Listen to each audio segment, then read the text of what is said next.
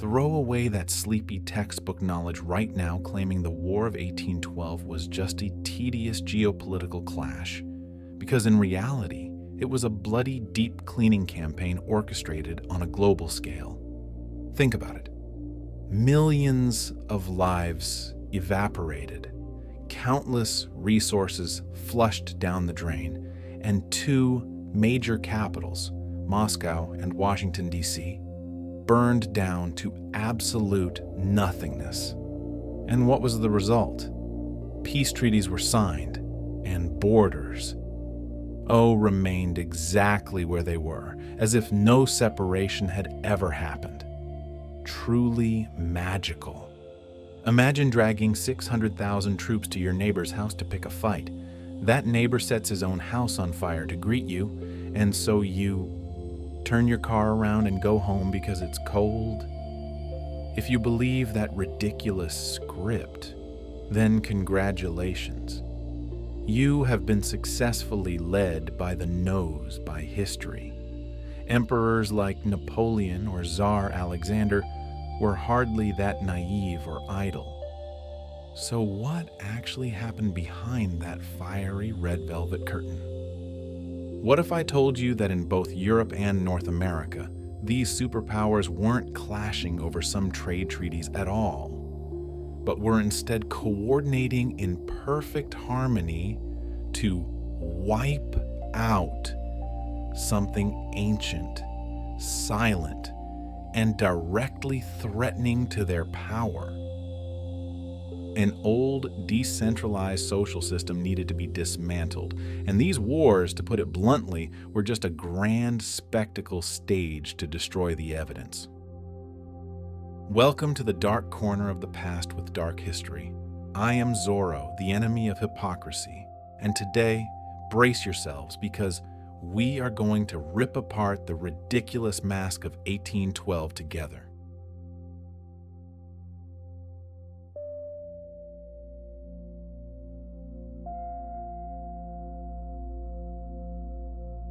But what if it was all just a stage too perfectly set?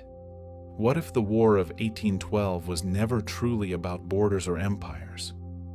What if, behind the heroic battles, it was actually a coordinated purge? A bloody campaign by empires designed not to defeat the enemy in front of them, but to wipe out something older, quieter, and 1,000 times more dangerous to their ruling power. Turn back the gears of time with me, back to the beginning of the 19th century. It was a world shaking on the brink of transformation. On their thrones, monarchs were still trying to rule by so-called divine right, but they were trembling. The ghosts of revolutions whispered through every alley, from shabby taverns to the paved avenues of every capital. To hold onto their seats, their cannons had to roar louder, their armies had to grow larger, and the war machine, the monster that chews up lives, had to operate more efficiently than ever. And emerging from the fog of this era were two opposing constellations, two titanic figures devouring all the light around them. On one side was Napoleon Bonaparte, the self-proclaimed emperor, the grand megalomaniac who used cavalry boots and the blood of millions to redraw the map of the continent. On the other side was Alexander I of Russia, the creepily mysterious Tsar, who always donned the cloak of a messiah, claiming to be the embodiment of morality to counterbalance Napoleon's mad ambition. On paper, they were mortal enemies. Their armies tore into each other like packs of wild beasts. Their diplomats schemed and stabbed each other under the table, and their nations bled rivers. That's what we are taught. But when we sweep away the ashes of history with our hands, when we slow down the lens and start reading the blank spaces between the lines, a much more formidable and darker picture begins to emerge. Beneath the deafening din of military marches and burning cities, the actions of Napoleon and Alexander locked together in a bizarre symmetry. It resembled a macabre dance more than a life or death struggle. Look at the numbers. The War of 1812. Whether you view it through the corpse-strewn battlefields of Europe or the parallel proxy conflict across the Atlantic, unfolded according to a morbid logic. Colossal resources thrown into the furnace. Entire prosperous regions shaved bare, devastated beyond recognition, whole populations evaporating from historical records as if they never existed in this world. And then, when the dust finally settles, what would you expect? A monumental territorial shift? An empire collapsing and another rising to hegemony? No! The political map may seem to have shifted, but it was completely disproportionate to the utter catastrophe of human lives and infrastructure thrown away. The victory of the self-proclaimed winners tasted incredibly ambiguous and bland. And defeat? It carried a sense of incompleteness, so artificial it makes you sick to your stomach. And this, my friends, is the intersection where your textbook ends and our investigation begins. Fire up your minds, because we are about to enter a labyrinth where the real enemy has never shown his face.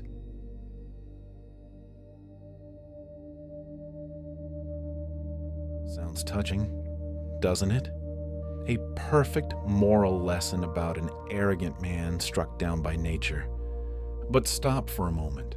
Put your brain in and think with me. This comforting explanation is completely helpless in justifying the madness taking place on the ground.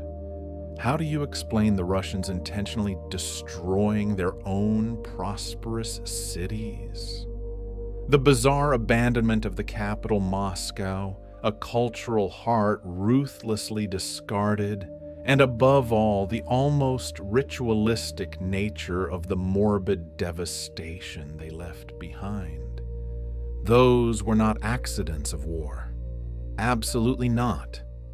Tactical retreat is one thing, but leveling your own civilization is quite another. Those were choices. Calculated choices by the elite. And now, let me take you across the cold waters of the Atlantic.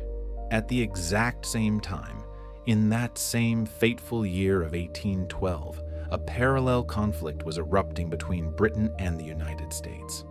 Guess what? It perfectly mirrors the exact same morbid pattern of conflict we just saw in Europe. The strategic goals of this war were as murky as London fog. Key cities were set ablaze and burned to the ground, including the torching of the capital, Washington, D.C., without yielding any long-term strategic benefit for the arsonists. And the outcome? After mountains of corpses, after heaps of ashes, peace treaties were signed to restore borders, almost exactly to what they were before the first drop of blood fell. For a conflict that mobilized the entire machinery of empires and exhausted the strength of tens of thousands of people, its outcome brings a sense of emptiness and meaninglessness that is baffling. It's like a play performed over and over again just to waste props. So we are left with a massive question. A question that historians usually clear their throats to gloss over whenever they are backed into a corner. Who were these emperors, these great rulers, actually fighting? To understand why this question is so lethal, we must take a step back, escape the roar of cannons, and look into the deeper undercurrents of the era. The early 1800s were not merely an era of wars over territory. No, my friends, it was an era of erasure. In the shadow of wartime dispatches, another silent slaughter was taking place. Ancient guild systems, organizations that had nurtured livelihoods and the independence of the people for centuries, collapsed simultaneously. Regional autonomy was stripped away, evaporating without a trace. Entire economic structures that had been deeply rooted in local production and community organization were quietly dismantled. And what replaced them? Titanic machines, centralized mechanisms monopolistically controlled by the state.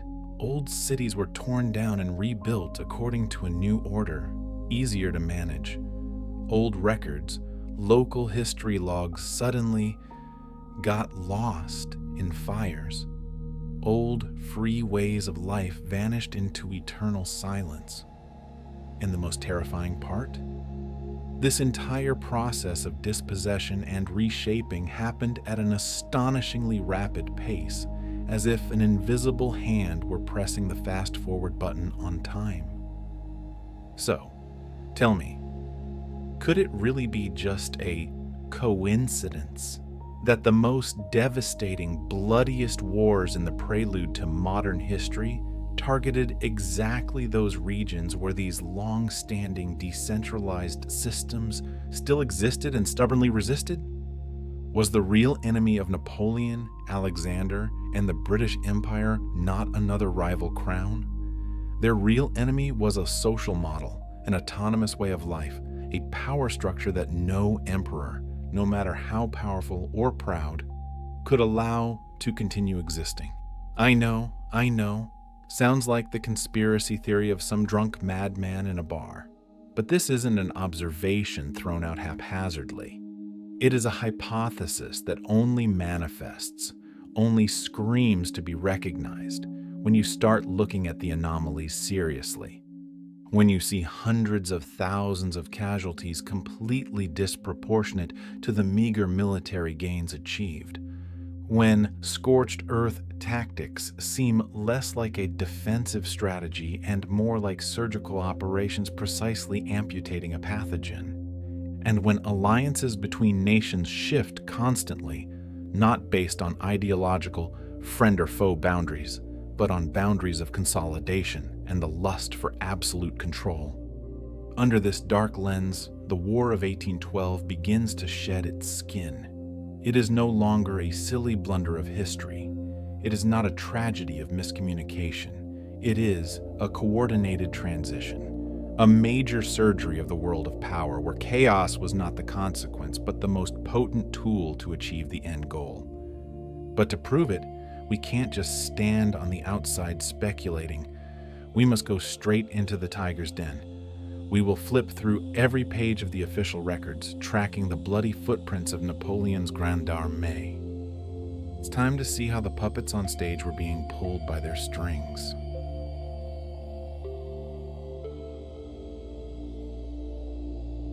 And standing at the eye of the storm is none other than the great short man, Napoleon Bonaparte.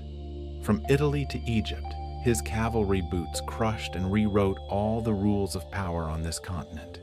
By 1807, after trampling Prussia and grabbing Russia by the collar to drag them to the negotiating table, Napoleon seemed an unstoppable entity, a god of war in the flesh. That year, the grand play began with a highly dramatic scene, the Treaty of Tilsit. Napoleon and Alexander I met face to face. Conventional history smiles and tells us, oh, this was a reconciliation, an awkward embrace between former foes. France and Russia agreed to stop tearing at each other. Russia obediently joined Napoleon's continental system, an economic death sentence designed to choke the throat of Britain by entirely cutting the nation off from European trade. In return, Napoleon patted Alexander on the back, nodding in recognition of Russia's interests in the Eastern European playing field. Sounds like a pragmatic deal between two giants carving up the world pie, doesn't it? But my friends, in reality, that system was a ticking time bomb. The continental system demanded that Russia slit its own economic veins. That prohibition cut deep into the pockets of the Russian nobility, leaving them growling in rage. British goods, of course, never stopped flowing. They just went underground, weaving through dense networks of black market smuggling. Napoleon's suspicions swelled continuously, morphing into paranoia. By 1810, the friendly relationship reeked of spoilage, and by 1811, war was an unquenchable death knell. And here, this is exactly when the traditional story suddenly becomes suspiciously vivid. June 1812. The verdict was delivered. Napoleon launched what every textbook calls the largest military invasion the world had ever witnessed. The Grande Armée, the Great Army. Over 600,000 soldiers. Can you even visualize that number? Over 500,000 human beings scraped from every corner of Europe, France, Poland, Italy, Germany, the Netherlands. They moved as a colossal mass of flesh, a multinational monster devouring everything in its path: food, horses, ammunition, military supplies. The earth shuddered under their pace. The sky darkened with dust from the towing carriages. The objective was clearly declared across every newspaper in the empire: force Russia back onto its knees in compliance. Force the Tsar to be obedient. But right from the very first days, the script went off the rails. According to all logic of early modern warfare, when you drag 600,000 troops to someone else's house, they are supposed to deploy troops to defend the border. There should be a bloody, decisive, earth-shattering battle right at the gates. But instead of engaging, what did the Russian forces do? They vanished. They stepped back. They retreated deeper and deeper into the colossal cold stomach of their territory. And they didn't just flee. On their retreat, they erased everything. Farmland, burned, water wells, poisoned, bustling towns, abandoned. Entire vast regions shaved bare into dead lands. History calls this the scorched earth strategy, scattering ash over one's own land to starve the enemy, a desperate measure to buy time. Desperate? Use your mind. A retreat on such a horrific scale requires precision down to the millisecond to execute. You need the absolute cold-blooded ruthlessness of a ruling class ready to order the slaughter of property, discard millions of civilians, and level settlements with centuries of history. You don't accidentally or desperately torch an entire civilization of your own. That was not the chaos of fleeing refugees. That was systematic, a purging procedure as cold as a surgeon's blade. Napoleon's 600,000-man monster wasn't chasing the Russian army at all. It was being herded into an endless void, an empty trap where there was no glory, no victory, only silence, and the disappearance of old worlds. And the destination of that trap, the heart waiting to be ashes, was Moscow.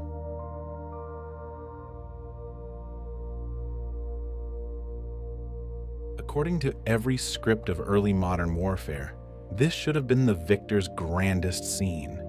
You capture the enemy's capital. The mayor presents the keys to the city on a velvet pillow. The enemy surrenders. Lucrative treaties are signed, and you pop champagne to celebrate. The audience applauds. Curtain falls. But as the Grande Armée marched in, they didn't hear the weeping of the defeated. They only heard the wind howling through streets as silent as a graveyard. Moscow was largely abandoned, a ghost city. And then, within just a few days, the gates of hell opened up. Moscow was engulfed in a massive sea of fire. Flames consumed palaces, incinerated bustling marketplaces, turning one of the world's greatest metropolises into a heap of gray ash. Who lit the match? Was it planted by retreating Russian remnants? Was it an accident? Or intentional sabotage?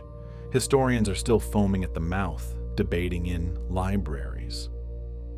But the result lay ruthlessly exposed before everyone's eyes. Napoleon had captured a city that was no longer a city. No white flag was waved, no negotiating delegation, not a single political exit strategy offered.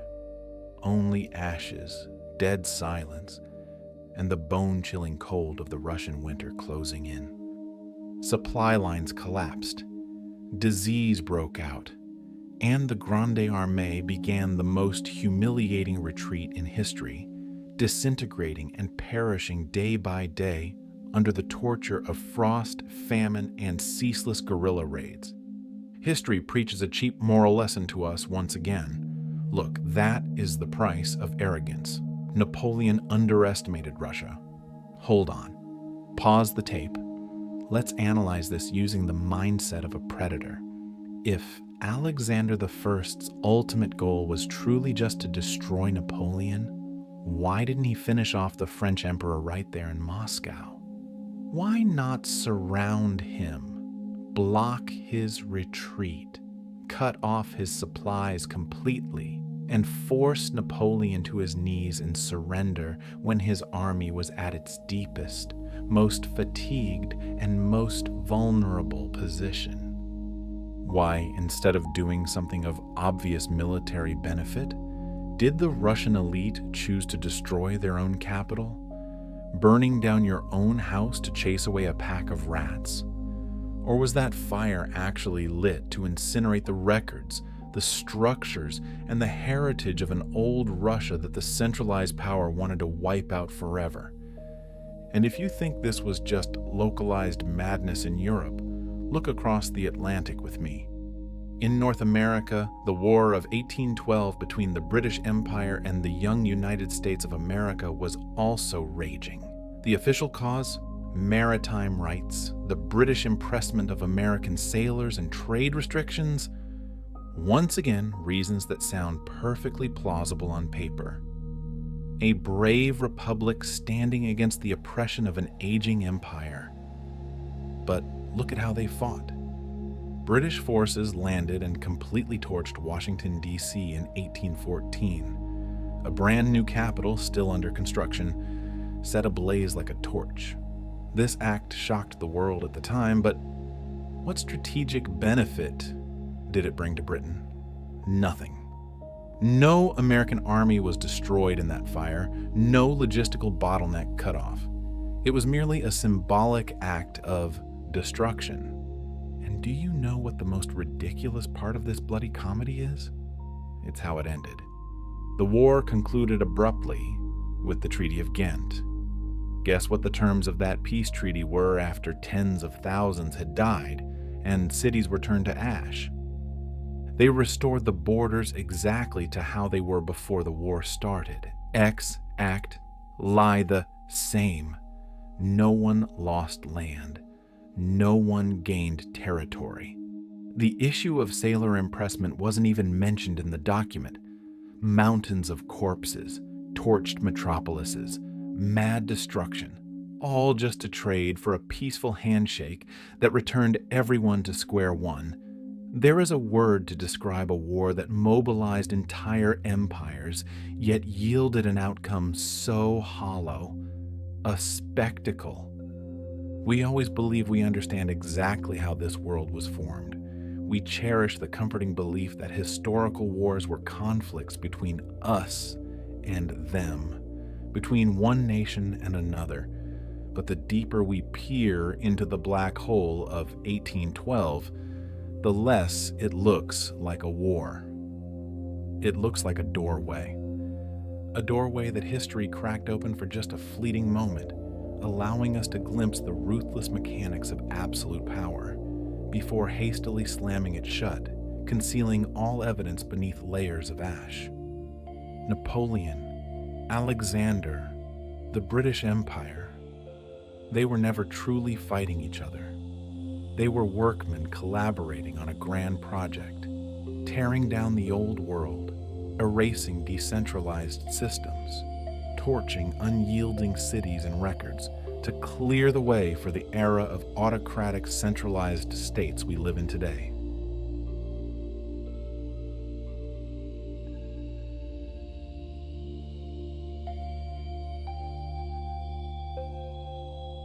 you and I both know that war is no child's play. In that era, wars were paranoidly expensive. To field an army, what do you need? Mountains of stacked rations, uniforms woven relentlessly day and night, weapons forged in white-hot furnaces, and a massive transport network. To secure all of that, nations had to grit their teeth and borrow at extortionate interest rates. They bled the pockets of commoners dry with new taxes and coldly pushed millions of young men to the front lines as cannon fodder. Think like a cold-blooded investor. Would you flippantly throw your entire fortune out the window? No. Neither would empires. They would never boot up that colossal meat grinder without core strategic objectives. Yet, how ridiculously ironic that in both old Europe and wild North America, the War of 1812 closed with results that seemed completely disproportionate to the devastation it wrought. A bizarre discrepancy, like burning down an entire castle just to roast a potato.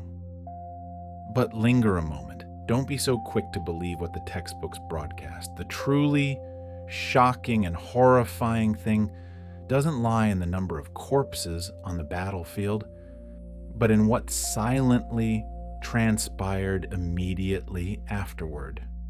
From 1812 to 1815, while humanity was still in shock, sweeping away the ashes, Europe underwent a process of political consolidation at the speed of light. Welcome to the Congress of Vienna, where the powerful sat dividing up the world on velvet cushions, borders redrawn, monarchy antiquities restored, a new balance of power established. Sounds smooth to the ears, doesn't it? The language they used was always dripping with the flavor of stability and order. But look closely. What lies beneath that mask of order? The screams of the absolute centralization of power. Do you know what truly died after 1812? Not just soldiers. Local autonomy faded and evaporated like early morning fog. Empires began tightening their noose of control. Administrative uniformity, cold and soulless, crept in to replace the colorful diversity of individual regions. Quietly, without fanfare, old systems permanently vanished. Guilds, once the beating heart of a free economy, were stripped of their influence. Common land farming practices, which had sustained generations, were ruthlessly dismantled. Independent city-states, which once boasted proud self-governance, were swallowed and assimilated into a giant stomach called the state structure. What does mainstream history call this process of blood and tears? Modernization. Such a beautiful word. But my friend, modernization can also be a perfect form of erasure, a sophisticated purge if we lazily view the War of 1812 solely through the lens of mere national rivalry. They tell us these changes are just coincidences, mere aftershocks of a volatile era. But in Zorro's world, repeated coincidences are clues. When we place these devastating events side by side, a dark pattern begins to take shape. These wars were not merely two sides taking up guns and shooting at each other. They devastated selectively. They erased specific regions, specific cities, and most importantly, specific ways of life. And they did it with a chilling consistency. History books give you dates, soulless treaties, and the names of battles. But there is one thing they remain silent on. Why did so much have to be smashed, torched, just to exchange for so little on paper? Why did emperors on opposite sides of the front lines, who loudly demanded to tear each other to pieces, employ identical execution strategies? And why, in the post-war era, did our world become less diverse, less free, and locked inside cages of brutal centralized power more than ever before. We don't have the answers ready to serve you on a platter. Today, I am only asking the questions, because once the curtain of context is ripped apart, once the lullaby story of the masses is exposed, the anomalies, the hidden ghosts of history will step into the light. And it is precisely at those anomalies, rather than on any victory sandbox map, that the true secret of the War of 1812 lies buried.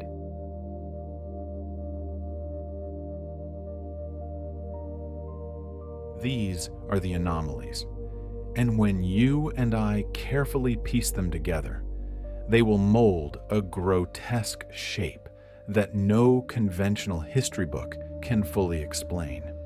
Let's start with the first anomaly, exposed right before our eyes: scale. In 1812, the invasion of Russia began with the mobilization of over 600,000 troops. Stop for a second to let that number sink into your brain. 600,000 men. This number isn't merely large. It is an unprecedented extravagance. Napoleon's Grande Armée at the time was a colossal entity, a logistical organization so complex it could give any finance minister a stroke. Imagine extending the supply lines for that giant stomach across thousands of kilometers of hostile territory. Feeding, clothing, and coordinating such a grand force should have required years of relentless planning, exhausting the entire administrative capacity of not just one, but multiple nations combined. Yet, the dark comedy begins. The grand campaign itself was executed with a bizarre nonchalance, as if they were throwing hundreds of thousands of lives into a meat grinder without plugging it in. Supplies ran out almost immediately. Proud war horses dropped dead en masse from hunger and exhaustion. The roads were narrow and wretched, incapable of carrying heavy artillery carriages. And the most ridiculous part, their maps were bundles of obsolete scrap paper. The question here, my friends, is unavoidable. How could a French empire, renowned throughout Europe for its incredible military precision, discipline, and efficiency, embark on a campaign so loose, revealing such fragility and amateurism? Were they great conquerors, or just a bunch of clueless tourists lost in the deep woods? The surprises don't stop there. The second anomaly awaits us on the other side of the chessboard: Russia's reaction. Normally, when invaded, what do? You grab every inch of land, tearing into the enemy until the last drop of blood to protect your homeland, right? But the Russian army didn't. Instead of baring their claws to fight for territory, they retreated. Their retreat was spine-chillingly rhythmic and methodical, as if they were performing a bloody sacrificial ritual. Town after town was ruthlessly abandoned. Colossal granaries were emptied completely or burned to ashes. Infrastructure, elaborate bridges, roads, and workshops built with the sweat and blood of generations, was smashed by the Russians' own hands without a single blink. My friend, this is absolutely not the behavior of a nation desperately clinging to life. No survivor smashes their last water jug in the middle of a desert. This is the behavior of a nation willingly and proactively wiping out all traces of its own existence. And of course, the craziest, bloodiest example is Moscow, September 1812. Emperor Napoleon puffed his chest and rode his horse into the Russian capital. He was certain he would be greeted with golden keys presented by the defeated. But what he found was just an empty shell. A dead city. Diabolical fires erupted on every street corner, devouring homes, chewing up sacred churches, and incinerating every archive and workshop. The destruction was so absolute so barbaric that even the most seasoned French soldiers stood in silence, shuddering in sheer incomprehension. The great city, the symbol of the Russian Empire's eternal continuity, was turned into an uninhabitable slaughterhouse. And remember this well, it wasn't devastated by the iron heel of the invader. It was burned down by the very children who swore to protect it. Here the absurdity reaches its peak. In the game of politics, capitals are always the trump cards. They are the ultimate levers of power. Lighting your own house on fire is the act of tearing up that card. If the Russians sacrificed Moscow just to deprive Napoleon of a symbolic victory, then this price was too high to the point of paranoia. But if Moscow was wiped out for some other hidden reason, then that reason was never recorded by anyone in the history books. And that leads us to the third anomaly, the anomaly of the things that didn't happen. The great tyrant of France sat waiting in Moscow for weeks. He shivered in the cold, wastefully hoping for peace negotiations. Negotiations that never came. What did Tsar Alexander I do? Nothing at all. He did not sue for peace. Not a single envoy was dispatched.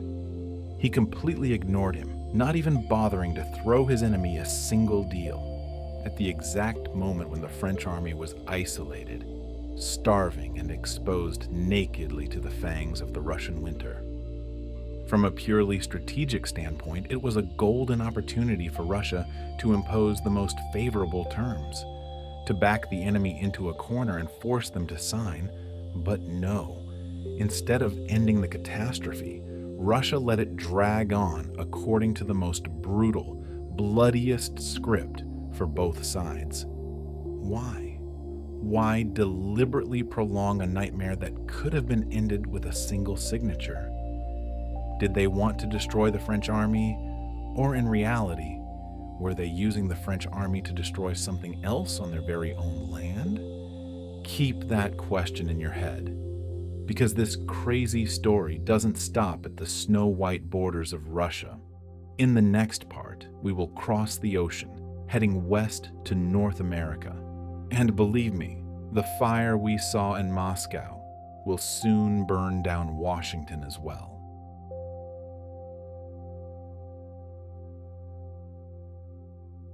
Welcome to North America, and our next anomaly, Washington, D.C., 1814. The British forces, one of the most battle-hardened, disciplined, and cold-blooded armies in the world at the time, landed and aimed straight for Washington. Sounds logical, right? Strike right at the enemy's heart. But stop and look closely at the American capital at that moment. It wasn't a powerhouse metropolis. It was an unfinished construction site, small, muddy, and of military value close to zero.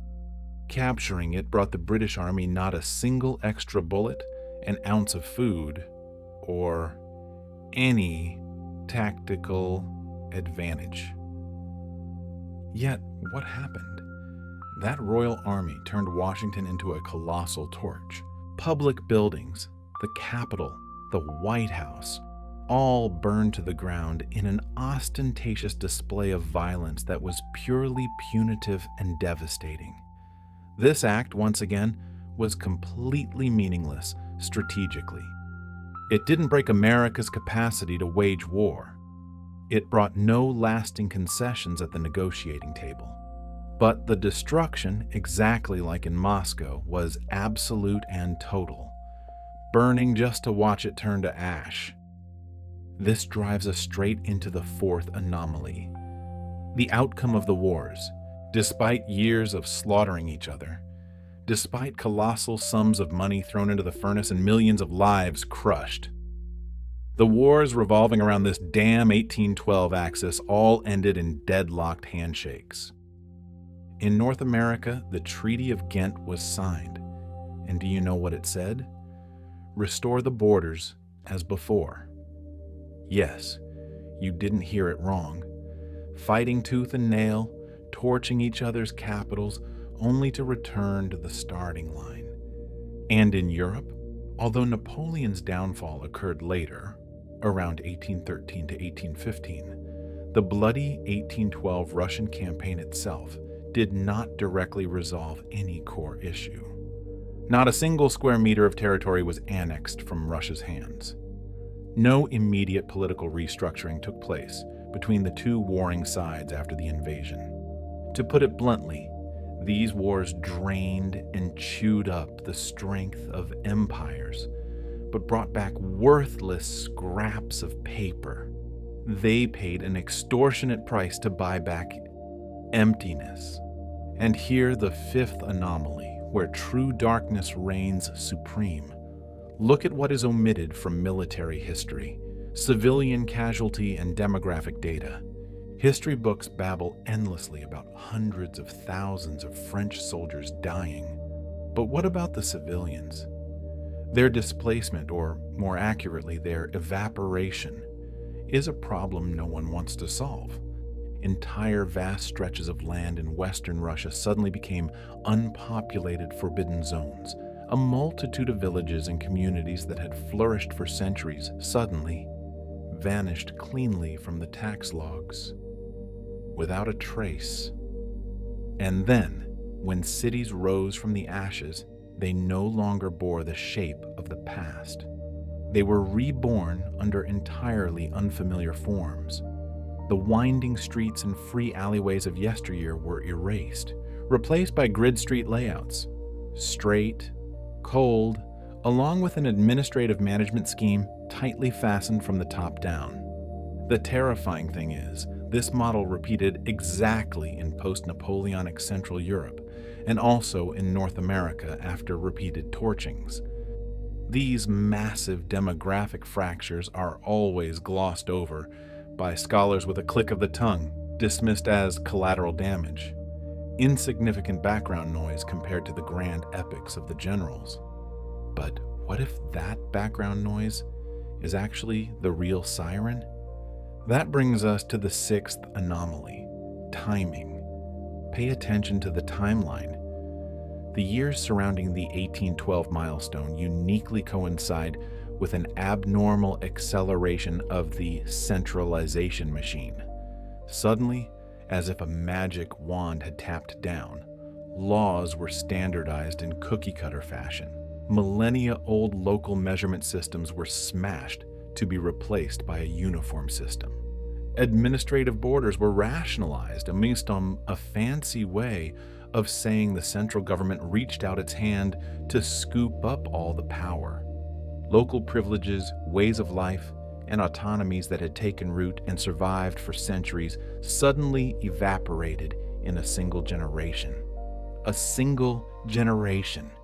They frame this coercion as progress. But my friend, its speed is an unnatural absurdity. Old, cumbersome social systems should have taken hundreds of years to gradually die out. Yet here, they were dismantled almost overnight. It's as if the fire of the wars was not aimed at destroying the enemy. That fire was lit solely to clear the site, torching the old forest to make room for a massive, cold, new checkpoint.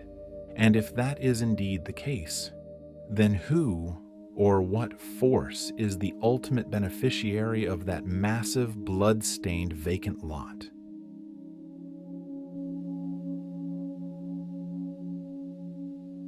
I'm not saying those explanations are wrong, but they are too superficial.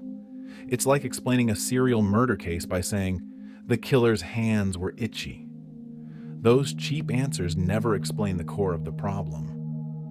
Why did the level of destruction always far exceed, going way beyond what was necessary for a conventional war? Why were hard-won victories never fully exploited at the negotiating table? Or why, in the post-war ashes, did the world always insist on prioritizing the construction of a brutal, centralized authority instead of respecting the complexity and autonomy of local structures?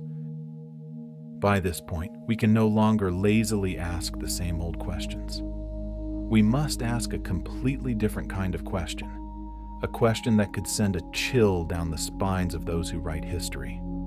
If these colossal wars were not truly aimed at defeating the opposing military, then what were they optimized to destroy?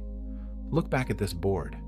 Look at how the anomalies, those bloody red threads, are aligning themselves into a perfect pattern. First, colossal armies, unprecedented in history, simultaneously marched to sweep through regions where old, autonomous, economic, social, and cultural structures were still deeply rooted.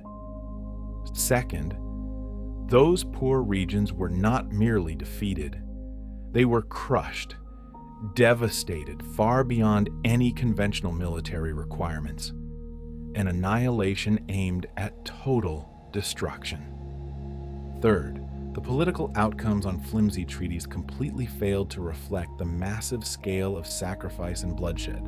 Fourth, and here is the kicker, the post-war reconstruction process always prioritized absolute uniformity, clear hierarchy, and stringent control from the center. This is absolutely not a random sequence. It resembles a procedure, a highly sophisticated, sweeping process, just like loose threads emerging from an ornate tapestry. Standing apart, each anomaly on its own can be covered up with casual lies. Oh, due to logistical failure, due to accidental spreading of fire, due to diplomatic deadlock, the treaty was disappointing. But when you gather all these threads and pull them together, the curtain is ripped apart. The picture they reveal is disturbingly coherent. It points to a naked truth. The wars surrounding the milestone year of 1812 were not territorial disputes between nations. No, they served as tools of transformation. Colossal bulldozers activated to reshape the entirety of human society by scraping clean and permanently removing a something that was no longer compatible with the new order beginning to rise. And what is that something? Until this very moment, we still cannot name it. Not yet. Right now, we are merely playing the role of diligent archivists. We painstakingly gather each fragment of a lost civilization, placing them on the dissection table of history. Dates, military marches, cities torched by their own owners, empty treaties, and millions of human beings vanishing into the void. Standing alone, each fragment is bare, silent, and cold. But when placed close together, they begin to vibrate. They resonate and emit a frequency of truth that no ruler wants you to hear. In the following parts, we will begin the work of truly connecting these fragments. We will weigh the patterns, cross-referencing them across continents and timelines. We will force the logic of coincidence to speak up and begin asking the question no one dares to ask. Is there a common hand, a hidden architect pulling the strings behind these seemingly separate events?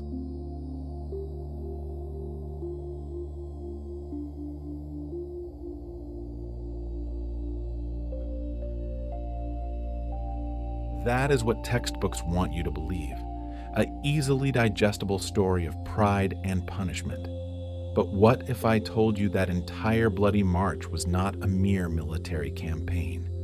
What if I told you that the white, blank snow of Russia that year didn't just bury the corpses of French soldiers, but also buried an entire old world order?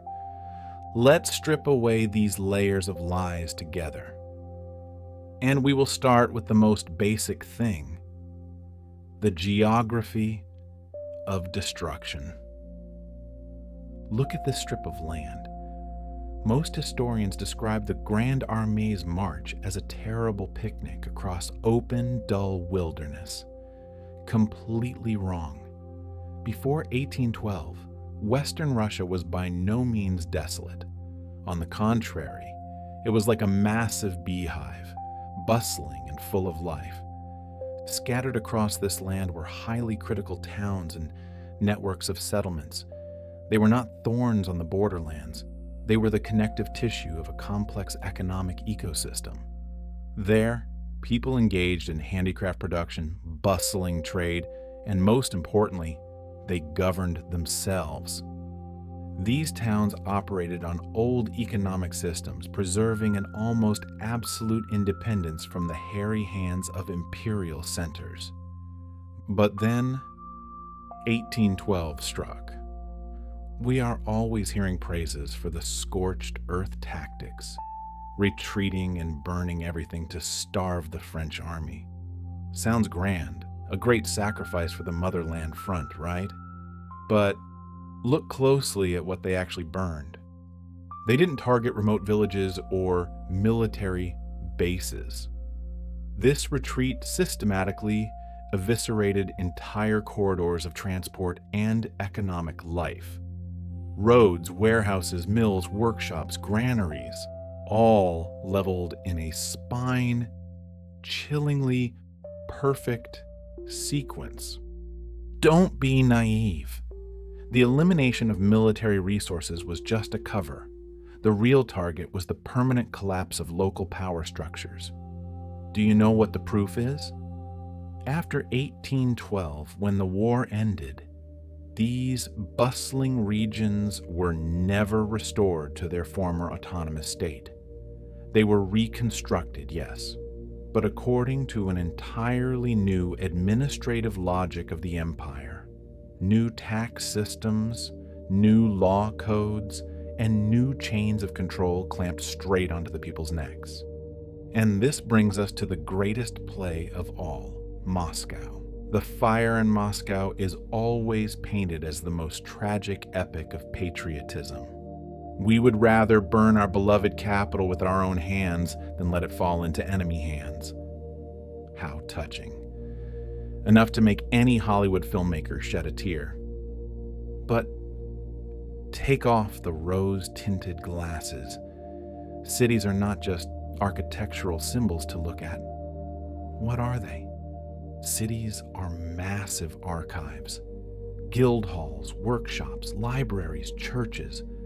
They are where the memory of an entire society is concentrated. When Moscow burned, bricks and mortar weren't the only things turning to ash. When a city burns, the records burn with it. Legal precedents, gone. Property claims of the local nobility, blurred out. Traditional privileges, lost their footing. The destruction of Moscow was not a sacrifice. It was a reset button, a comprehensive reestablishment process. There is no faster way to erase old treaties, tangled land deeds, and stubborn local powers than a match. The fire did the dirty work that the Tsar's laws didn't dare to do. And you think this coincidence only happened in Russia? Oh no. This picture is much more horrifying and grand. Napoleon in Europe, Alexander I in Russia, and even the flames licking across the Atlantic to burn America. But that is the story we will unfold right after this.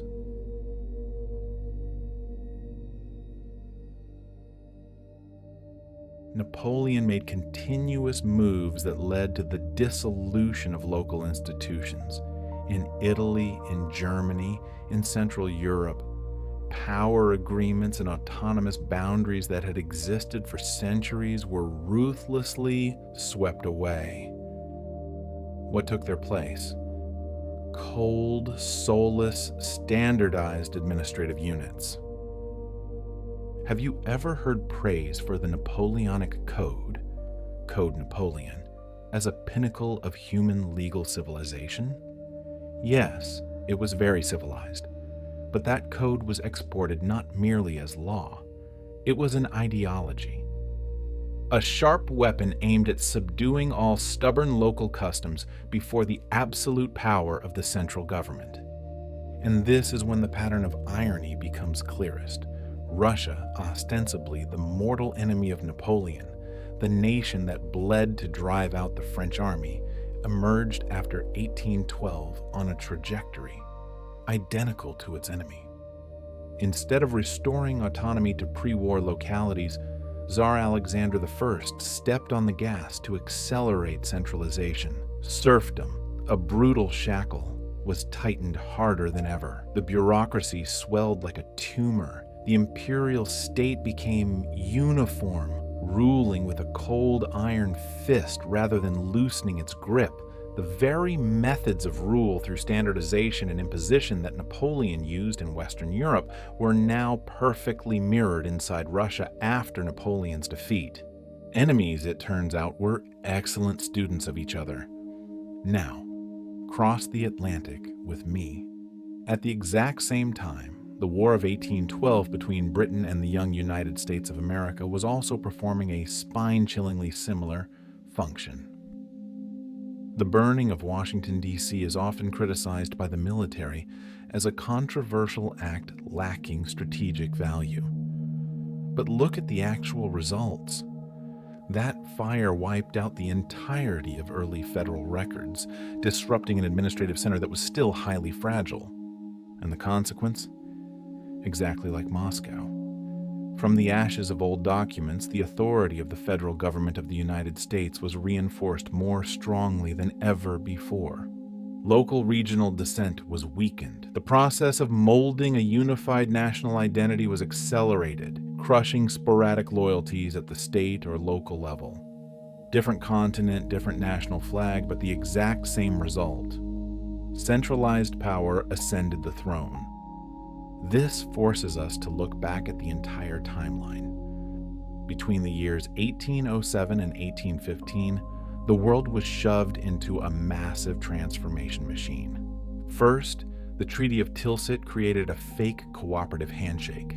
Next, the bloody invasion of Russia erupted.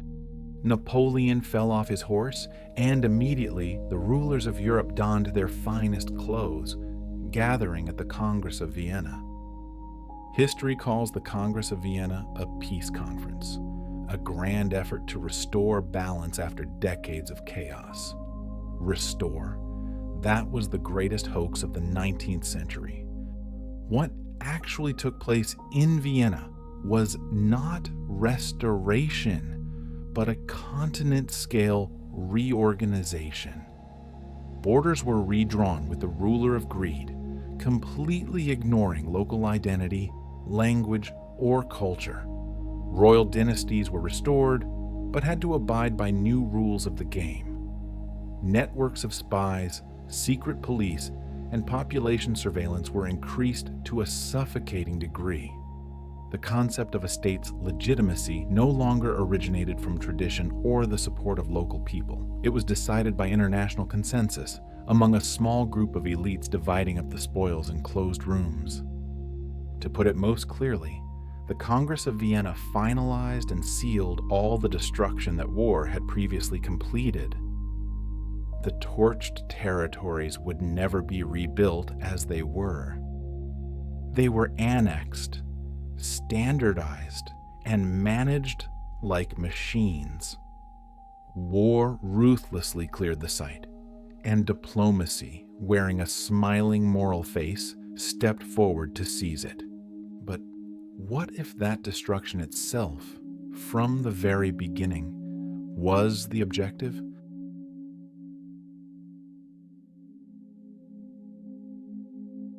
But in the world of power, my friends, nothing is accidental. It is time for us to ask a razor-sharp question, a question that can slice through all illusions. What if that destruction itself, from the very beginning, was the objective? Join me in dissecting the corpse named logistics of the War of 1812. Napoleon's Grande Armée, a colossal force of over 600,000 lives, was not simply defeated by the wrath of General Winter. That is a convenient myth to cover up a much more ruthless truth. The reality is that great army was allowed to penetrate deep into Russia. They were lured far beyond any sustainable supply line that could save them. And you think Napoleon, a military genius, didn't know that?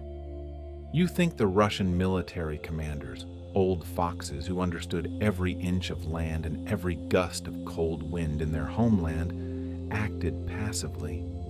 The Russian military's decision to constantly retreat, refusing a decisive battle in the early stages, was not just brilliant bait-and-switch defense. From another perspective, a darker and more pragmatic one, it was a controlled demolition.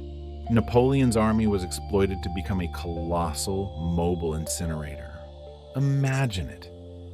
Wherever that incinerator went, it stripped resources and drained the vitality of autonomous regions before its own flames died out from a lack of fuel. When the mobile incinerator known as the Grande Armée was extinguished, the land left behind was completely vacant. Population scattered, infrastructure ruined. The invader was destroyed. Yes, glory to Russia, but most of what had once proudly existed along his path of advance, local powers, autonomous economic structures, also vanished forever. So the question is, cui bono? Who is the one who truly benefited from this magnificent yet bloody outcome? Certainly not the peasants whose crops were plundered clean, not the local merchants who lost their trade routes, and least of all the autonomous towns that were now nothing but heaps of rubble. The ones truly popping champagne to celebrate behind the ashes were the centralized states. Those were the powers that now held a perfect blank slate to rebuild these regions according to new models. Models that prioritized three things: radical tax collection, easy conscription, loophole-free bureaucratic surveillance. The deeper we dig, the more the black hole of 1812 manifests not as a series of disconnected wars. It looks exactly like a coordinated sweeping campaign on a global scale. Now you're going to tell me, Zorro, are you trying to spin a conspiracy theory that Napoleon, Alexander I, the King of England, and the US president sat together in a secret underground room, smoking cigars and dividing up the world? No. No need for secret Illuminati-like meetings. No need for conspiracies written on parchment. In geopolitics, the only thing that connects enemies is the alignment of motives. They had different goals. They were ready to tear each other apart over territory. But all of them shared one great obstacle. What was that obstacle? It was a world of overlapping decentralized systems, guild economies where craftsmen set their own prices and govern themselves, regional autonomy, inherited privileges, stubborn local governance structures that absolutely refused to drop to their knees in total submission before empires or the new style of nation-states. These old systems were highly resilient. They took deep root in the culture, in the flesh and blood of the localities. Reforming them gradually through legislation? Futile. They would resist, delay, and bargain. But they were incredibly vulnerable to catastrophe. War, especially a total war on a colossal scale like 1812, was precisely that perfect catastrophe. It created an extreme condition where gradual change was tossed into the trash because time had run out. When war swept through, everything shattered all at once. Old structures collapsed, and the eternal law of power is, when everything shatters, whoever controls the reconstruction process controls the future. Viewed through this ruthless lens, the anomalies of history no longer contradict each other. They link together into a perfect machine. Excessive destruction beyond necessity, the absence of decisive military outcomes in the early stages, the breakneck pace of post-war centralization, the permanent disappearance of old social structures, None of them were unfortunate side effects. They were signature features, the bloody signature of a new era. Like the pieces of an old map patched together, they reveal a path leading us away from the familiar fairy tale of heroic resistance and tragic defeat. They point toward a quieter, colder, and far more disturbing possibility. That the War of 1812 was not merely a clash of empires vying for crowns. It was a deliberately orchestrated turning point, aimed at completely erasing a world that was competing with them.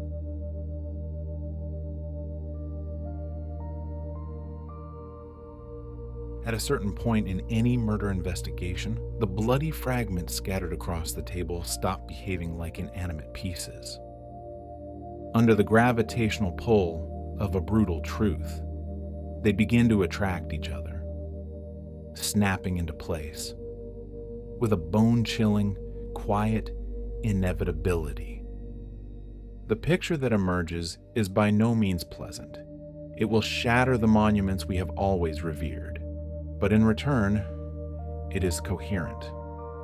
All the clues we have, sharply peeled back from the beginning until now, point directly to an almost unbelievable conclusion. The War of 1812, my friends, was not primarily a bloody battle for honor between Napoleon and Alexander. Much less was it a shootout to protect sovereignty between Britain and the United States.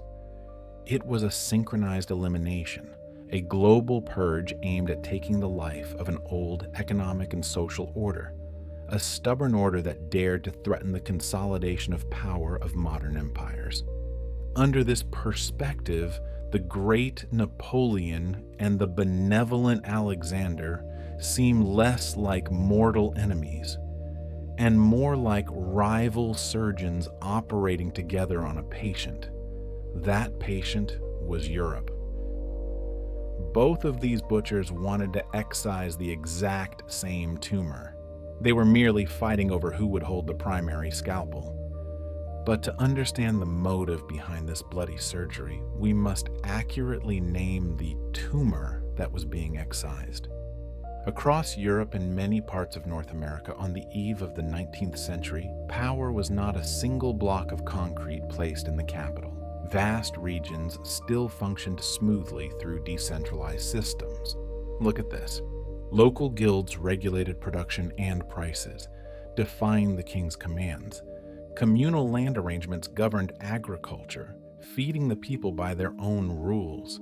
Towns operated on privileges inherited from centuries ago, erecting legal walls to block direct state intervention. Power in the old world was layered, negotiated, and most importantly, it was distributed.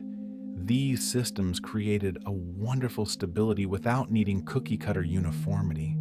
They sustained themselves without demanding colossal, standing armies or a centralized tax system that bled the people dry. But for the nation-states and empires hungering to expand, that autonomy was intolerable. A state apparatus that wants to swell needs two things: tax money and soldiers' blood. You cannot collect taxes effectively or conscript en masse if power resides in the hands of tens of thousands of minor lords and artisan groups. Napoleon's project was often draped in a sleek, revolutionary cloak, carrying the light of freedom everywhere. Ridiculous. Administratively, it was deeply centralized and suffocatingly autocratic. What did his reforms do? They replaced diverse local laws with rigid, standardized codes, suffocated regional economies with state-driven production, erased autonomy with hierarchical surveillance. And wherever those old systems dared to resist, brute force and flames would follow.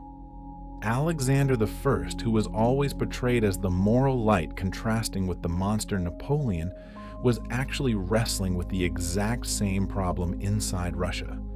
The Russian Empire back then was a giant with feet of clay.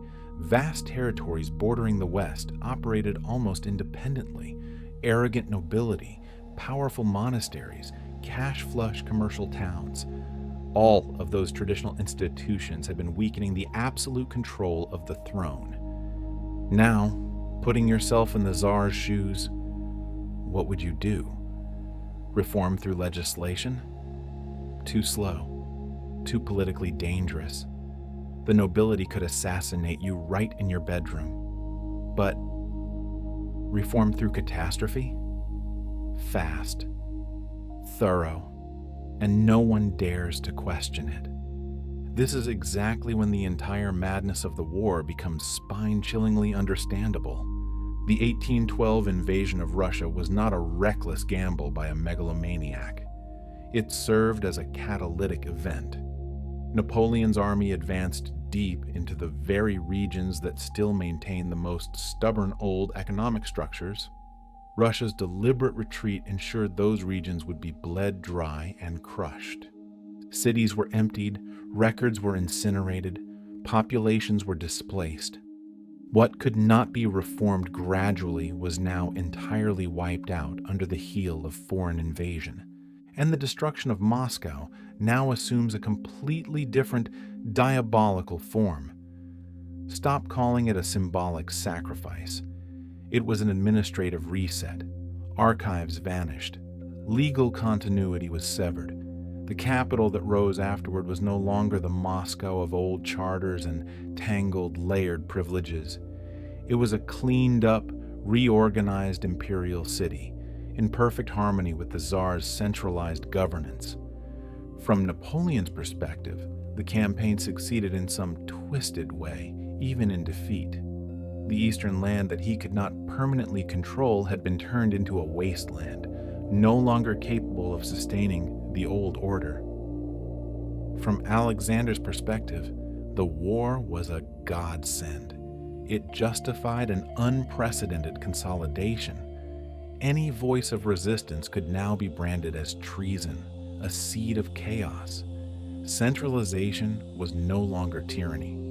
It became synonymous with national survival. This hypothesis explains what military historians always scratch their heads over. Why did neither side pursue a decisive negotiation right there in Moscow? Because an early peace treaty would preserve too many things. Prolonging the war ensured the destruction cut deeper into the very roots. The longer Napoleon remained stationed, the more thoroughly the old structures were torched by fire, famine, and flight. Both doctors wanted the patient to bleed until the tumor completely dropped off. And then that deadly logic crossed the Atlantic. The War of 1812 between Britain and the United States has always been deemed a meaningless, absurd war if judged solely on the square miles of territory gained. No one gained an inch of land, but it makes absolute sense when viewed as a manufactured crisis aimed at consolidation.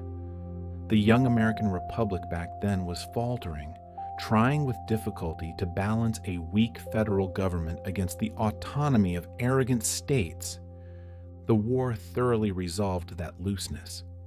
It centralized power, consolidated federal institutions, expanded tax collection, standardized military organization, and crushed local resistance. The burning of the Capitol, Washington, D.C., though shocking in the headlines, in reality completely wiped out fragile foundational records. From those ashes, the federal government found the most perfect and legitimate excuse to reconstruct the nation on a firmer, more centralized, and more powerful foundation. Different actors, different continents, different winners and losers, but the legacy left behind was perfectly identical. The old world died in the flames of 1812, not because it was obsolete, but because it stood in the way of the giant machines of the new era. History is not written by the victors. History is written by the survivors, those who exploited catastrophe to recast the world in their own image. The greatness we so often praise is, at times, merely the makeup covering up a systematic sweep.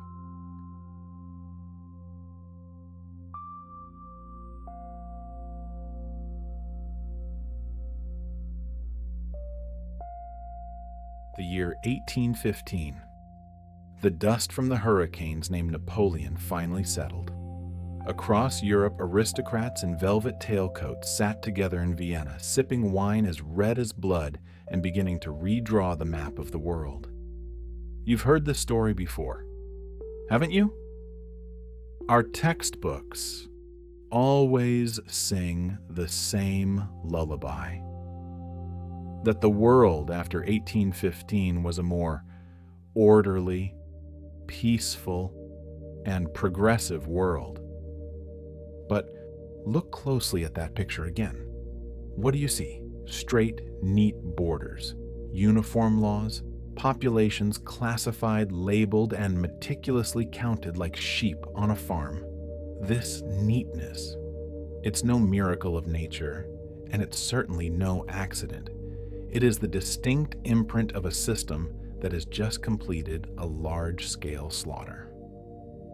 Welcome to Dark History. I am Zorro, and today we are going to unmask what is called early modern history. We are going to dig into a hypothesis that might give conservative history professors a heart attack. Ready? Let's go back to the time before the maps were redrawn. In the pre-revolutionary era, Europe was a beautiful mess. It was crazily diverse. Power did not reside in the hands of a single dictator sitting in a capital. It was torn into fragments, free towns, artisan guilds, local lords, covert treaties, and local customs that were unlike any other. For those living within them, it was the freedom of self-governance. But for a ruling machine eager to extend its octopus tentacles, oh, it was an administrative nightmare. And then, clarity emerged.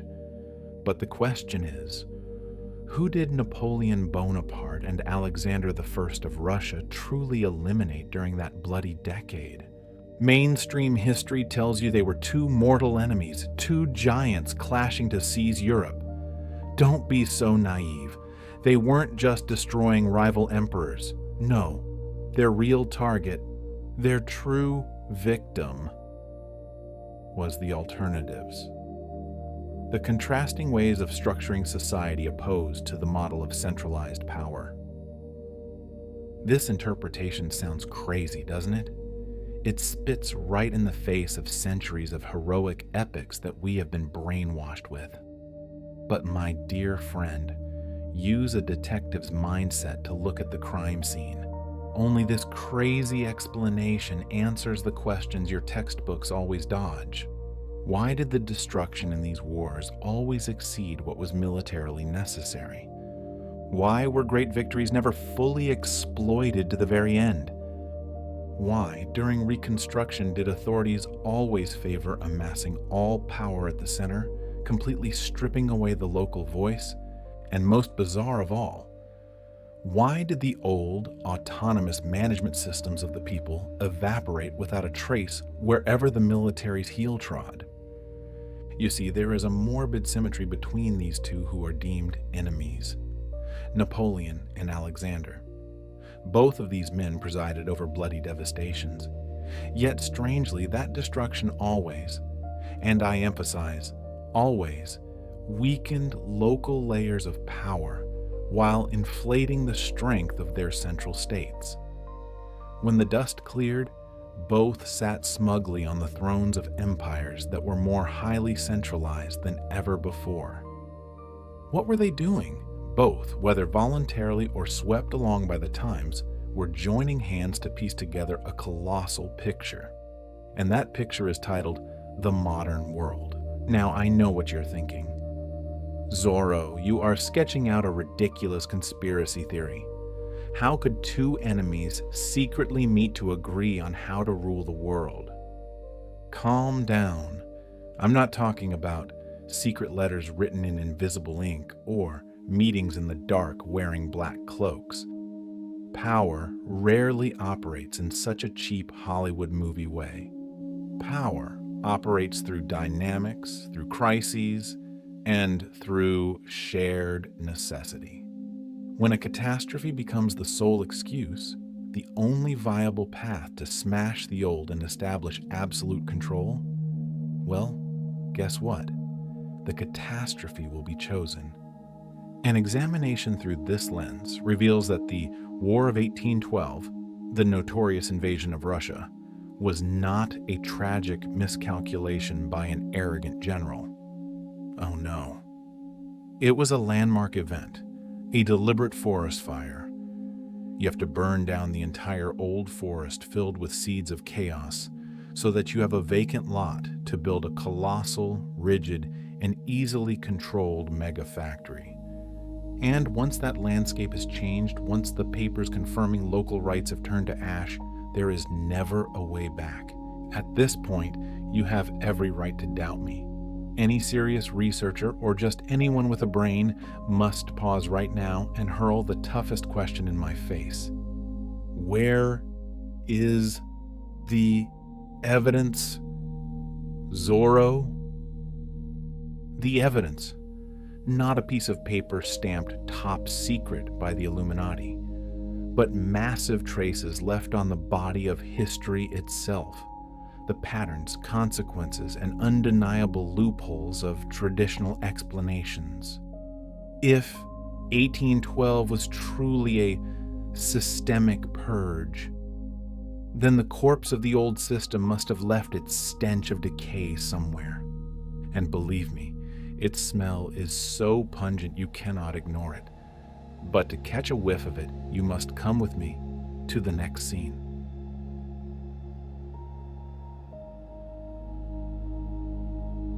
If the War of 1812 was truly a site-clearing machine, a slaughter campaign aimed at purging old systems of power, then what we need to look for is not blood stains on the battlefield. What we need to look for is the corpse of local laws, charters, and the abnormal swelling of a new beast. The administrative monster. And guess what? Its tracks are scattered everywhere, terrifyingly obvious. Let's start with the administrative evidence. Across Europe, as soon as the smoke cleared after 1815, nations suddenly stretched their arms and expanded their capacity to rule to a degree unprecedented in human history. Before, the king didn't even know exactly how many subjects he had. But now, censuses suddenly became systematic, cold, and precise as a scalpel. Land, something that used to be passed down by word of mouth, agreed upon with handshakes or vague boundaries by streams and trees, was now ruthlessly measured, mapped, and reclassified. Legal identity was standardized. You were no longer John, the blacksmith of Oakhaven Village. You were a number, a line of data on a state tax document. And here is the prize detail. These changes did not occur gradually or slowly over centuries like a natural evolutionary process. No, they accelerated abruptly, hurriedly, and aggressively right in the post-war phase. Why? Because war had cleared the obstacles. War had provided them with both the finest justification and the perfect opportunity.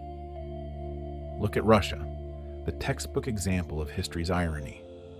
Tsar Alexander I had just defeated Napoleon's invincible army. His country had just endured a great patriotic war where local people bled to protect the throne. According to the usual logic of a defensive war, after victory, he should have loosened his grip on power, restored autonomy, and rewarded the communities that fought so bravely, right? But no, he did the exact opposite. Despite being the victor, Alexander did not restore the pre-war decentralization at all. Instead, the empire tightened the noose. Regional autonomy was suffocated. A puppet bureaucracy swelled like a tumor. Military settlements cropped up like mushrooms, turning peasants into plowing machines come soldiers under autocratic surveillance. The state intervened deeper, more brutally, rather than scaling back. The story of a great defensive victory began to reek of falsehood, yet it fit perfectly into the script of a central power consolidation. Moving on, look at the pockets. Economic continuity. If the destruction of 1812 was merely an accident, the excessive hand of drunken soldiers, then after the war, we would see efforts to restore the old structures. But look at what disappeared forever. The powerful artisan guilds that once ruled the cities, gone. Communal land-sharing agreements among peasants, torn up. Semi-autonomous local trade networks vanished without a trace. What took their place? Centralized production, state-monopolized licensing, and tightly controlled national markets. Compliant historians call this reform. Reform? Reform is when you have a choice between the old and the new. Here, the people had no choice at all. The old structures weren't reformed, they simply evaporated. Now, the critics out there, those who always worship progress, will bring out their books and argue with me. Zorro, that was just the inevitable process of modernization. War merely acted as a catalyst to accelerate trends that were already there. Sounds convincing. But my dear scholar gentlemen, any modernization creates friction. When you force a community to change their way of life, they will resist, they will riot, there will be partial reversals. But here, post-1815 resistance seemed too faint, scattered, weak, and was quickly crushed into dust. Why did a naturally rebellious Europe suddenly bow its head so submissively? Because resistance requires continuity. You must have a foundation to stand on when arguing against authority, and that continuity was smashed into tiny fragments. Let's talk about Moscow, the great fire that torched this historic city. Do you think it just killed civilians and destroyed wooden buildings? Don't look at the surface. Fire does not just burn the flesh. Fire erases memory. The city's archives, torched. Property records, land ownership deeds of families, gone. Legal precedents, deeds that had protected the people for centuries, vanished into smoke. When the dust settled and disputes over land or rights arose, what did the survivors bring out to prove their claims? Not a single piece of paper remained. Nothing left to cite except the absolute authority of the state being reconstructed. This is not the speculation of some YouTuber. This is a brutal law recorded throughout the length of history. A community stripped of its archives is a naked, weak community, forced to swallow every new clause the ruler shoves down their throat. They weren't submissively quiet. They simply had their memory wiped clean. But wait, if this was a perfectly staged play, how could mortal enemies perform the same script without stepping on each other's toes? How did this diabolical coordination take place?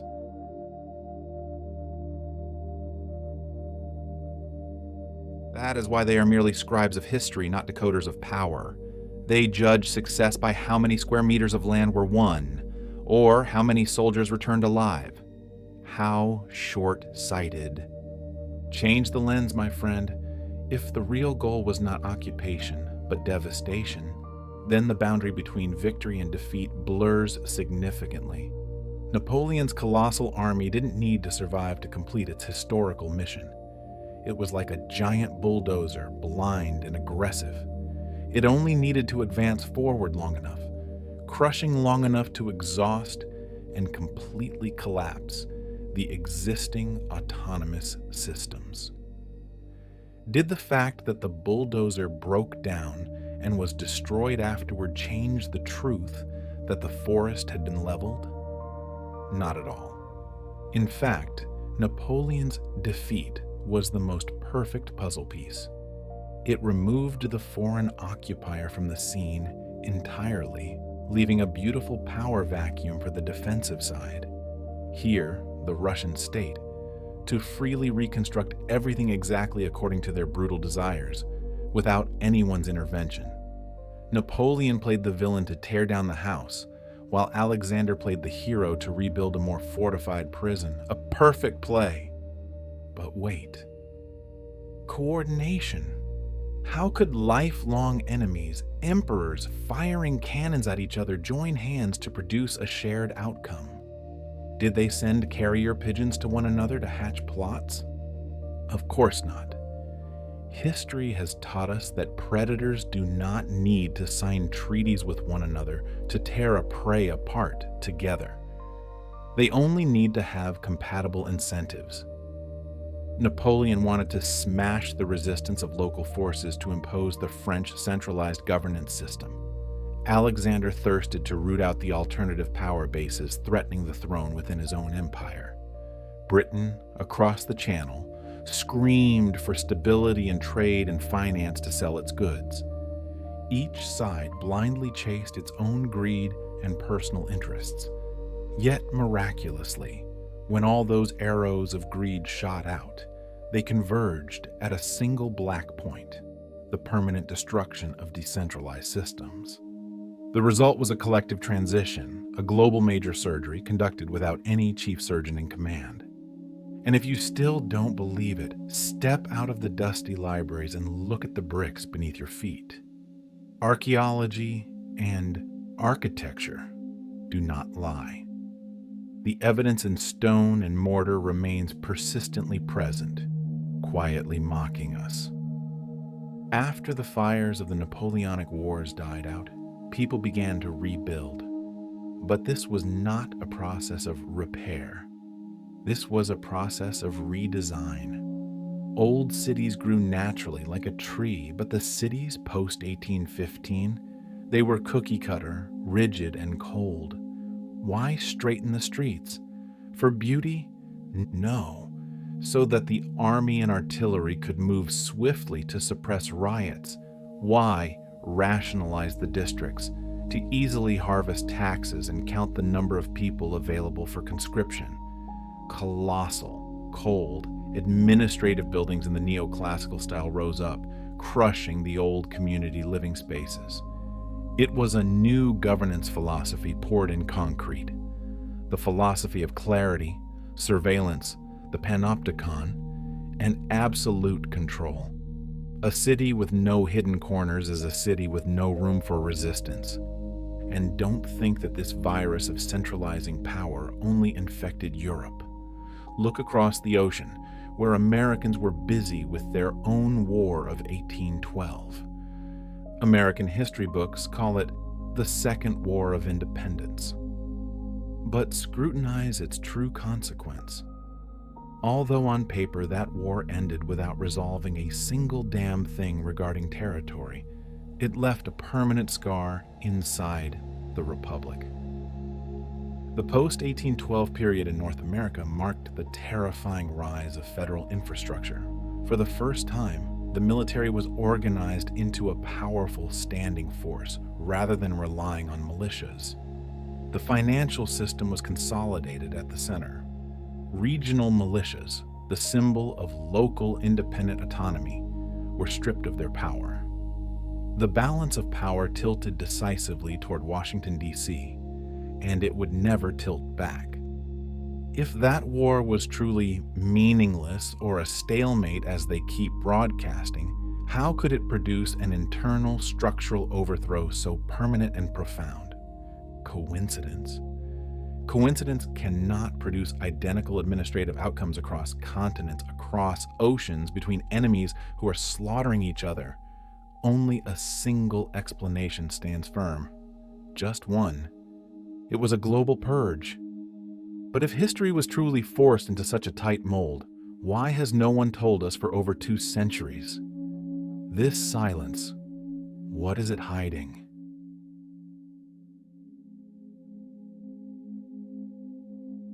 Our hypothesis, That the wars of 1812 were a machine designed to crush old systems explains it all.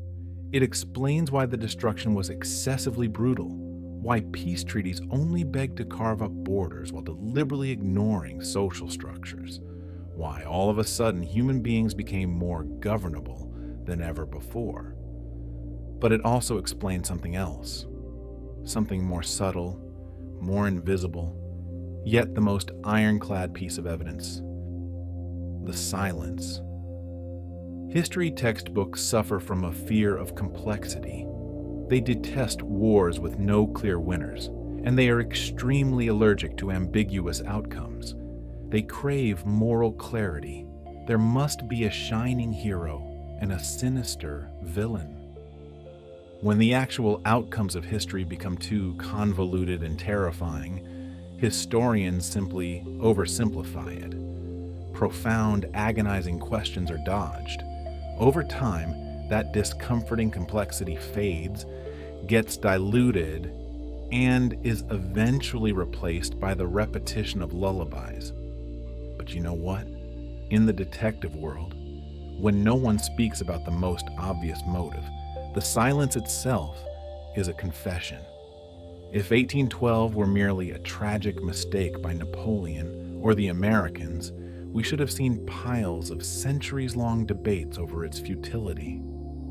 But no, it is taught seamlessly as an inevitable, natural, and matter-of-fact turning point of progress. The autonomous systems that were suffocated to death are never mentioned. That omission screams the truth all by itself. This does not mean that Napoleon, Alexander, or any statesman of the time woke up every morning and laughed diabolically, "Ha ha, today I shall establish the modern world." No. Power does not operate like a cartoon. Colossal systems usually function far beyond the awareness of any single individual. Ruthless decisions are made purely for immediate survival, out of an ambition to win the day, but they unintentionally trigger long-term shocks that no one openly articulates. But does intent even matter when the results are plain to see? Between 1812 and 1815, the Western world witnessed the near-total extinction of decentralized systems. This theory no longer stands alone trembling. It is backed by ironclad evidence, administrative shifts, torched land deeds, redesigned metropolises, and the bankruptcy of every other excuse. The question is no longer, "Zorro, are you for real?" The question now is, what the hell does it mean for us? It means we have been robbed of our future. If 1812 was a purge, it marks the most brutal moment when history narrowed down, when thousands of possible futures, thousands of different ways of human life, simultaneously collapsed and condensed into a single path. The moment history didn't simply step forward, but barked, "Attention, tighten the ranks," like a colossal military barracks. As we step back, looking through the gun smoke and blackened capitals, we must confront a quiet question, one that has nothing to do with dead emperors, but everything to do with you and me. What have we lost? Before this fracture occurred, power was fragmented. And remember this well, fragmentation does not mean weakness. It means it was distributed. Towns had the right to negotiate squarely with rulers. Guilds held the economic rules of the game in their own localities, not some soulless central bank. Land wasn't just a commodity to buy and sell. It carried memories, obligations, and deep-seated customs. Authority was layered and always contested, always challenged. For free citizens, that was life. But for power-hungry modern states, that distributed power was viewed as disorder. It obstructed the tax collection machine. It delayed conscription orders. It resisted rapid change. And that disorder, In an era of large-scale armies and insatiable industrial greed, became an unforgivable sin. The wars of 1812 accomplished something far grander than merely bombing fortresses.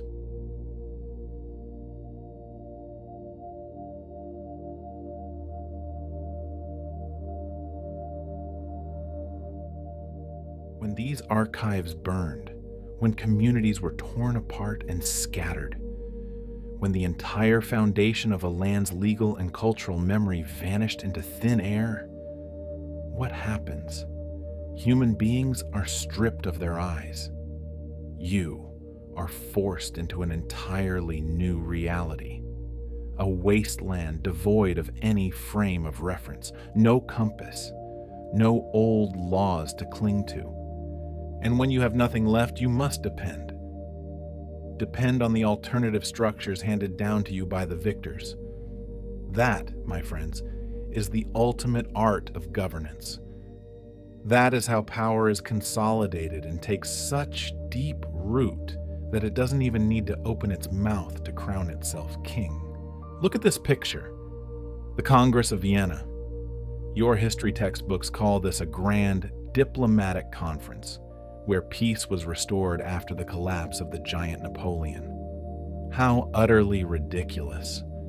From my perspective, as a detective of history's dark corners, this was not diplomacy. This was the act of stitching a wound with steel thread. This was the moment when European rulers stood on balconies, surveying a continent smoldering with devastation, and exchanged a knowing nod. Anything that existed before, those messy freedoms, those local autonomies, would never be allowed to return. From that moment on, a new equation was established.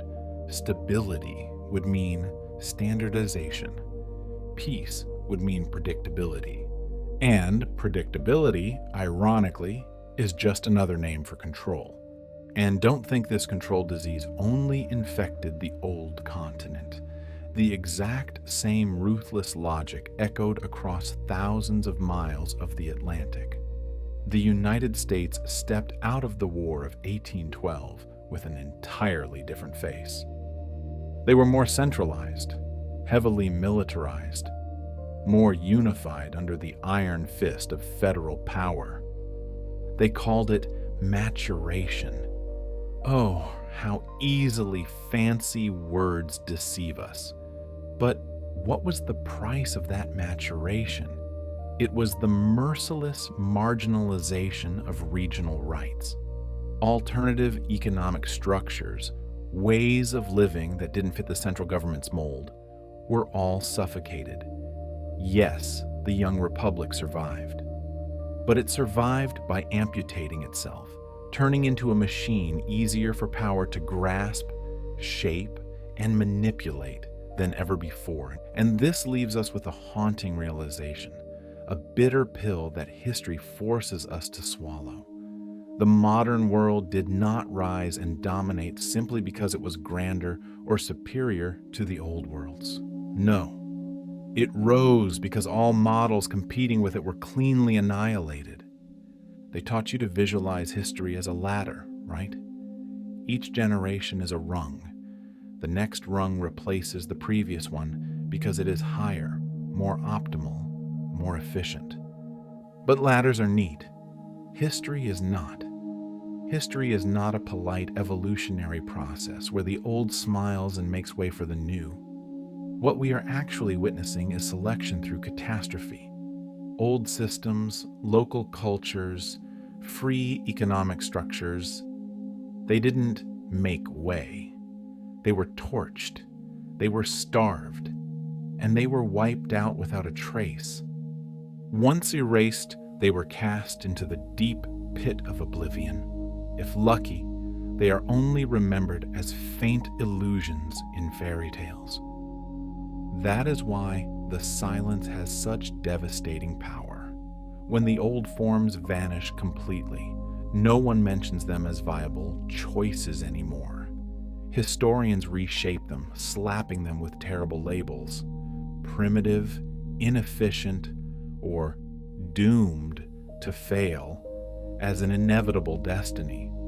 The historical narrative hardens, freezing into a single mantra: there is no alternative. And my friend, once people are brainwashed into believing that no alternative exists, the decaying reality they live in suddenly becomes an inevitability that must be accepted.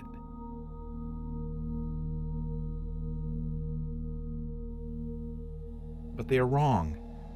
The true, most ruthless, and long-lasting legacy of that era is the narrowing of imagination, the surgical amputation of humanity's capacity to dream. Close your eyes for a second. Imagine this. What would happen if those decentralized systems had survived? If the guild economies, where craftsmen owned their products, where community governance and stratified power were allowed to germinate and sprout instead of being uprooted. If we had veered down that branch of history, the modern world of yours and mine would have assumed an entirely different form. Power would be something that could be brought to the negotiating table, rather than a blade held to your neck forcing you to your knees. Economies would be designed to regenerate and nurture human beings, rather than being an insatiable, blood-sucking machine of exploitation. Each person's identity would be deeply and richly bound to the land of their birth, without ever becoming short-sighted or xenophobic. But instead of a diverse garden, we inherited a world designed and optimized for a single thing: scale. And here is the ruthless theorem of power. Colossal scale demands simplification. You cannot manage millions of diverse individuals. You must prune them. And simplification demands erasure. Now, don't misunderstand me. Don't be quick to put a tinfoil hat on your head and think there's a pack of empires in black robes sitting in a cigar smoke-filled room plotting to enslave humanity. History rarely operates like a cheap spy movie.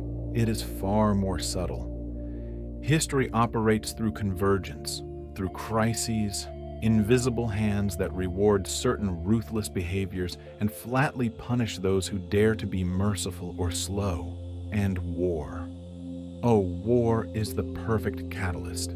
It turns the most tyrannical changes from unacceptable into inevitable. Napoleon of France and Alexander of Russia, two mortal enemies. But whether they were conscious of it or not, they jointly presided as priests over a grand sacrificial ritual. Their bloody conflict, along with its shocks reverberating across continents, unintentionally cleared the chessboard. They created a sterile environment where only a single model of governance could survive and dominate. What is that model? Look out your room's window.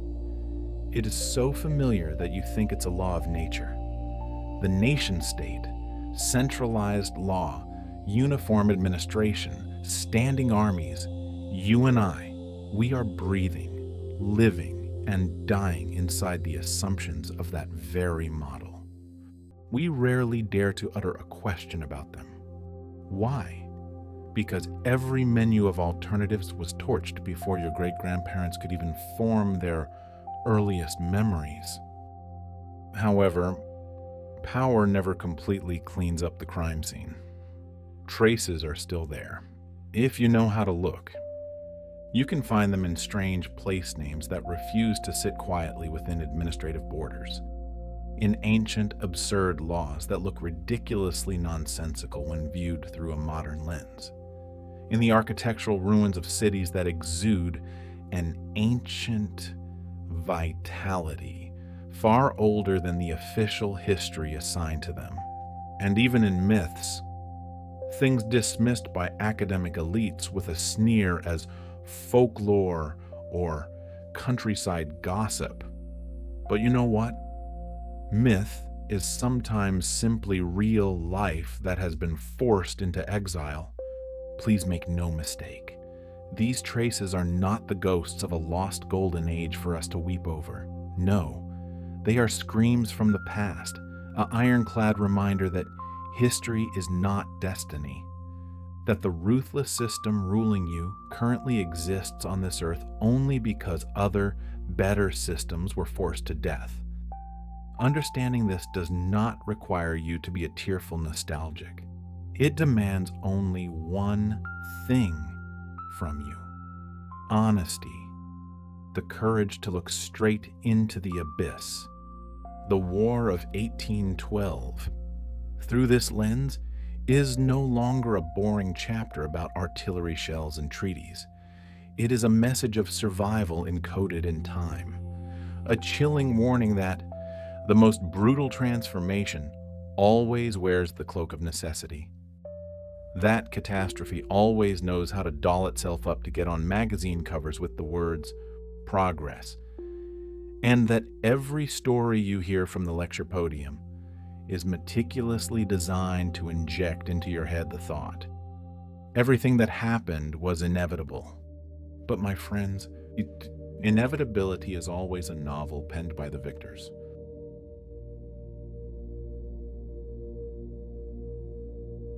I will tell you, it smells of loss, an ultimate, brutal, and radical loss.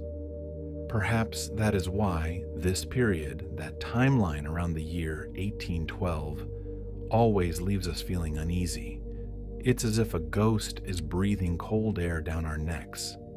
When you read about the wars of that era, don't you feel a strangely unresolved sensation? No matter how colossal their scale, no matter if the corpses are piled high as mountains, the final result still brings a sense of emptiness. Why? Because deep in our subconscious, our intuition is screaming. Intuition tells us that something far greater, far vaster was at stake, rather than merely a few miles of territory or the cheap pride of a few monarchs. Something foundational to humanity was dragged to court and sentenced to death. Let's return to the seemingly provocative question we posed. What would happen if the War of 1812 in reality was not a war between nations? Now, after we have played detectives together, tracking bloodstains through burning capitals, through hollow diplomatic treaties reeking of decay, and the silent executions of autonomy, that question is no longer a crazy hypothesis. It is a brutal reality. They, your education system, tell you that history moves forward because it has to, that empires clashed, mistakes were made, lessons were learned, and then boom, progress rises from the ashes like a phoenix. What a cheap Hollywood script. The truth is far more deliberate and far scarier. The wars around 1812 didn't care about rearranging borders on a map. No. They went about rearranging the very rules of existence. When Napoleon drove his troops eastward like a hurricane of flesh and steel, and Alexander I retreated deep into a sea of fire, discarding his populace into the void, the world unintentionally crossed a threshold of no return. It didn't matter who won or lost that battle. What mattered was, an old decentralized order was crushed because it was too fragile before the scale of industrial violence just unleashed. Listen closely, because this is the code of the new world. What cannot be standardized is destroyed. What cannot be measured is erased. What cannot be controlled from above must be eliminated. By the time the final cannon fell silent, the game was settled. Empires didn't weaken. They emerged stronger, more centralized, and thrust their intervening hands deeper into the bedroom of every individual. States turned into easily managed machines. Vivid, complex human beings were downgraded into population, a thing to be statisticalized and measured with charts. Laws were forced into a single sheet of paper, leveling all local culture. History became neater. Yes, neat but narrow, stifling and suffocating. And that damn narrowing is the true bloody legacy of 1812. We are programmed from childhood to hold a magnifying glass looking for winners and losers in every war. But look at these graves. The true casualty of this era wasn't an army, a general, or some foolish dynasty. The true casualty was pluralism. It was the permanent loss of countless different modes and ways human beings once used to organize their societies. It was the disappearance of systems that balanced power right at the grassroots level, where the people had a voice, instead of being sucked clean up to the throne, reigning at the apex of the power pyramid. It was the quiet, unheralded burial of thousands of alternative paths. Paths that should have made our modern mechanical world merely one possibility among many possibilities, rather than the sole outcome we are forced to endure. And once those alternatives died, the story was effectively settled. Every generation born afterward, including you, inherits a locked-down world, a prison without bars.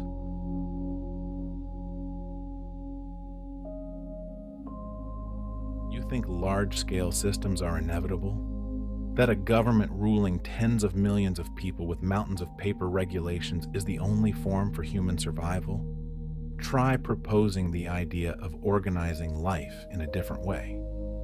Try talking about an autonomous community where everyone decides their own rules and is self-sufficient without any central power pouring commands down. They will call you an unrealistic dreamer, or worse, a dangerous person who needs to be watched. But my fellow detectives, remember this well. Those ideas are by no means impossible. They sound absurd only because they have been surgically amputated from our brains. Not because they are wrong, but because they have been made invisible. That is why the War of 1812 still matters to this very breath. Throw those patriotic epics into the trash. Forget the dull footnotes glossed over between revolutions. 1812 is a lens. A ruthless moment when the river of history was dammed and narrowed into a tight ditch. Understanding this does not mean you have to burn all your textbooks or reject everything you've been taught. No, it demands a much more advanced skill, reading history in multiple dimensions, on multiple planes. You must practice paying attention not only to the grand monuments that survived, but also hearing the cries of things that vanished. Pay attention to the dead silences between historical chapters. Notice the transformation processes that were so subtly and radically manipulated that they no longer look like a transformation, but like a miracle of nature. And my friend, once you have opened this third eye, it will be very difficult, if not impossible, for you to go back to ignoring it and living like a blind person. You begin to recognize a sickening, repeating pattern. Catastrophe always precedes the consolidation of power. Devastation always clears the way for reforms that suffocate freedom. The concept of inevitability is always invoked by those in power with a face full of regret, purely to justify irreversible changes for profit. You think that pattern was buried with the year 1815? How naive. It simply refined itself, shedding its old snakeskin to don expensive designer suits. That realization brings us straight back to the reality of 2026. If the modern world you live in was shaped by cutting off alternative choices in the past, then the limits you feel today, the invisible box imprisoning you, might completely fail to be natural limits. They are inherited assumptions, mental barriers born from a bloody moment in the past. when other horizons of possibility were torched, starved, or scattered to the point of being permanently unrecoverable. History, as it turns out, is never merely a chronicle recording what happened.